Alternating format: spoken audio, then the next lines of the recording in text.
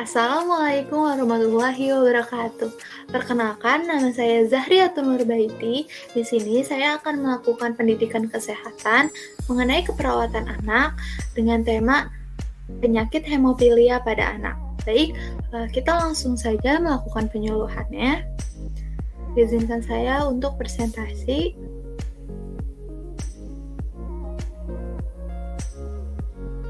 Baik, penyakit hemofilia pada anak. Pertama, kita ke pengertian. Di sini, pengertian hemofilia adalah gangguan pembekuan darah akibat kekurangan salah satu faktor pembeku darah. Darah pada penderita hemofilia tidak dapat membeku dengan sendirinya secara normal. Proses pembekuan darah berjalan sangat lambat.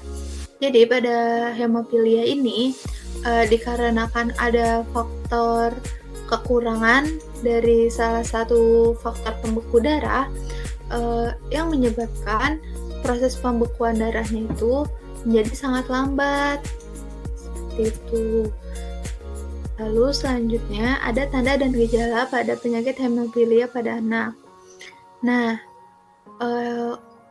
tanda gejala pada anak yang pertama ada mimisan tanpa sebab dan ditemukan perdarahan pada urin dan tinja, lalu mudah memar, bengkak terutama di sekitar sendi, nyeri di persediaan yang mengakibatkan susah berjalan, lalu ada perdarahan yang tidak mudah berhenti terutama saat cabut gigi tanggal, gigitan atau luka.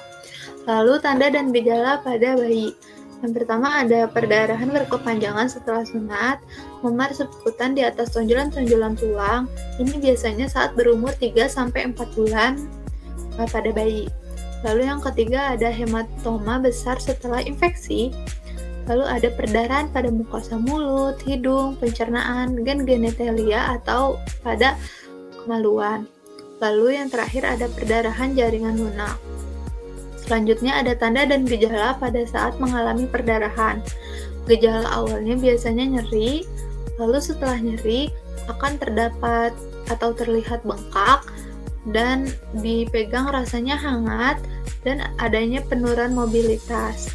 Lalu pada jangka panjang, perdarahan ini berkepanjangan dalam otot yang menyebabkan kompresi saraf dan fibrosis otot. Jadi di sini ada kelemahan pada saraf saat mobilisasi untuk jangka panjang. Baik, selanjutnya ke faktor resiko penyakit hemofilia pada anak.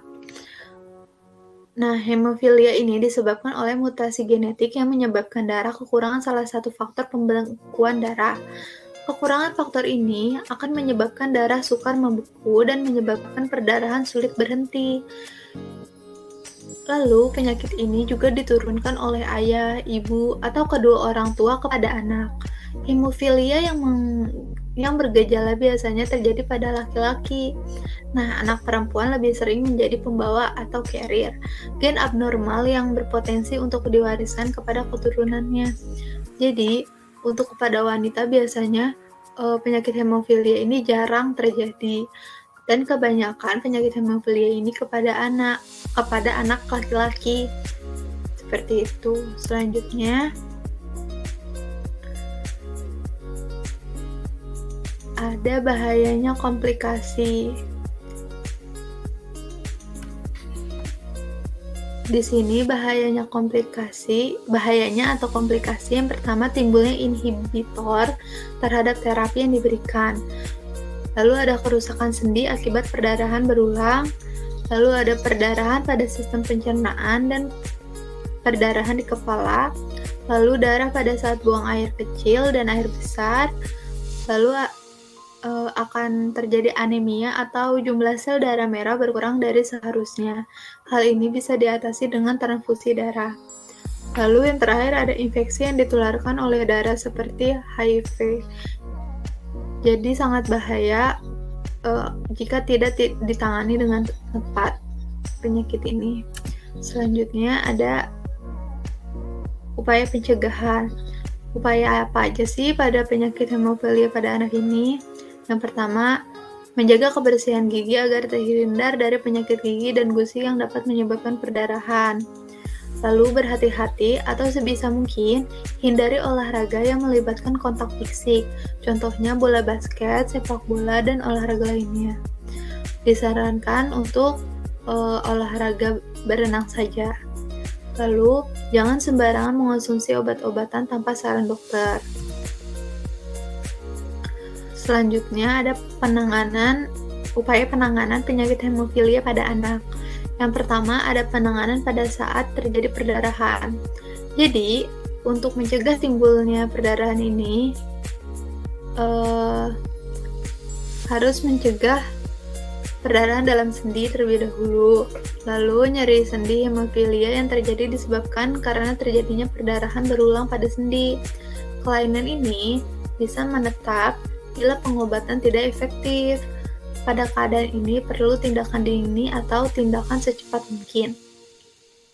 Bila terjadi perdarahan, lakukan RICE seperti berikut ini. Pertama, istirahatkan anggota tubuh yang luka. Yang kedua, kompres bagian tubuh yang luka dan daerah sekitar dengan es. Atau es tersebut bisa diselimuti dengan bahan yang lembut agar tidak terjadinya luka tambahan. Lalu tekan dan ikat sehingga bagian tubuh yang mengalami perdarahan tidak dapat bergerak. Gunakan perban elastis, jangan terlalu keras untuk mengikatnya. Lalu letakkan bagian tubuh tersebut dalam posisi lebih tinggi dari posisi dada dan letakkan di atas benda yang lembut seperti bantal. Jadi usahakan menggunakan bahan-bahan yang lembut agar tidak adanya penambahan luka. Yang terakhir, upaya penanganan pada penyakit hemofilia pada anak. Pertama, hindari luka. Yang kedua, olahraga rutin dengan memakai peralatan pelindung yang sesuai untuk olahraga seperti gambar berikut. Lalu, hindari olahraga berat atau kontak fisik. Berat badan harus dijaga terutama bila ada kelainan sendi karena berat badan berlebih akan memperberat nyeri sendi. Lalu, menjaga kebersihan mulut dan gigi.